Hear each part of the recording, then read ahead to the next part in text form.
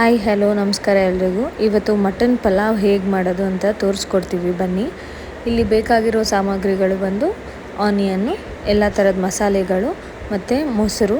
ಅಲ್ಲಿ ನಿಮಗೆ ಪೇಸ್ಟ್ ಕಾಣಿಸ್ತಿರೋದು, ಅದರಲ್ಲಿ ನಾವು ಏನೇನು ರುಬ್ಕೊಂಡಿದ್ದೀವಿ ಅಂದರೆ ಜಿಂಜರು, ಗಾರ್ಲಿಕ್ಕು, ಚಿಲ್ಲಿ ಮತ್ತು ಕೊತ್ತಂಬರಿ ಮತ್ತು ಪುದೀನ ಸೊಪ್ಪು, ಅದಾದಮೇಲೆ ಮಟನ್.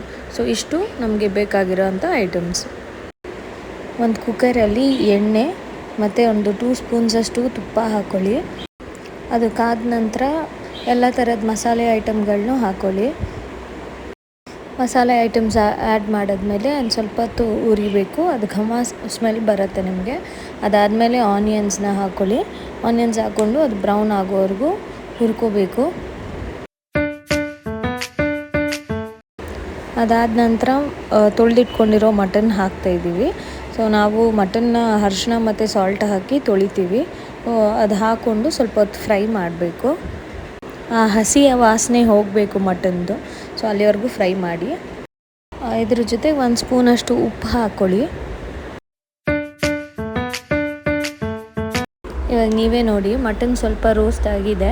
ಇವಾಗ ಅದೇ ಹೇಳಿದ್ನಲ್ಲ, ರುಬ್ಬಿಟ್ಕೊಂಡಿರೋ ಅಂಥ ಪೇಸ್ಟ್ ಹಾಕ್ತೀವಿ. ಆ ರುಬ್ಬಿಟ್ಕೊಂಡಿರೋ ಪೇಸ್ಟಲ್ಲಿ ಜಿಂಜರು, ಗಾರ್ಲಿಕ್ಕು, ಗ್ರೀನ್ ಚಿಲ್ಲಿ, ಕೊತ್ತಂಬರಿ ಮತ್ತು ಪುದೀನ ಸೊಪ್ಪು ಇದಿಷ್ಟನ್ನು ರುಬ್ಬಿಟ್ಕೊಂಡಿದ್ವಿ, ಅದನ್ನು ಹಾಕಿದ್ದೀವಿ.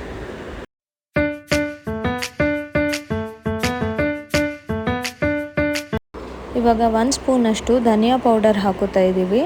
ಅದು ಸ್ವಲ್ಪ ಧನಿಯಾ ಪೌಡರ್ದು ಸ್ಮೆಲ್, ಹಸಿ ಸ್ಮೆಲ್ಲು ಹೋಗೋವರೆಗೂ ಸ್ವಲ್ಪ ಫ್ರೈ ಮಾಡ್ಕೊಬೇಕು.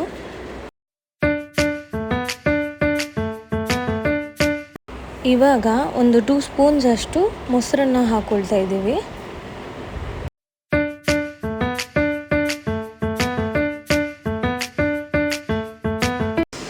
ಇವಾಗ ಮಟನ್ ಬೇಯೋದಕ್ಕೆ ಎಷ್ಟು ನೀರು ಬೇಕು ಅದನ್ನು ಹಾಕ್ಕೊಳ್ಳಿ.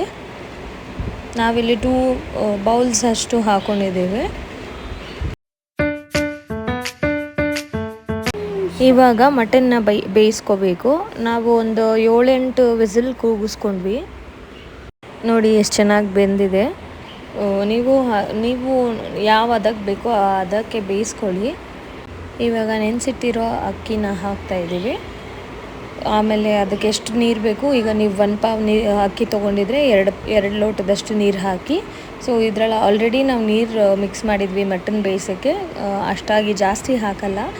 ನಾವು ಇವಾಗ 1.5 ಲೋಟ ಅಕ್ಕಿ ಹಾಕಿದ್ದೀವಿ, ಅದಕ್ಕೆ ಒಂದು 3 ಲೋಟದಷ್ಟು ನೀರು ಇರಬೇಕು. ಸೊ ಆಲ್ರೆಡಿ ಹಾಕಿದ್ದೀವಿ ನೋಡಿ.